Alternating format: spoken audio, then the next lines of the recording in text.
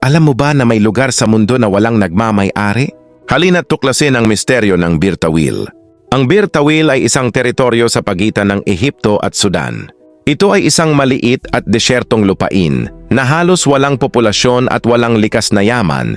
Ang kakaiba rito, parehong hindi inaangkin ng Ehipto at Sudan ang teritoryong ito. Ito ay bunga ng isang matagal ng boundary dispute na nagsimula pa noong kolonyal na panahon. Sa madaling salita, inaangkin ng bawat bansa ang isang mas malaking teritoryo na tinatawag na Halaib Triangle na may mas maraming resources. Kaya naman ang Birtawil na walang halaga ay iniwan na lang ng dalawang bansa.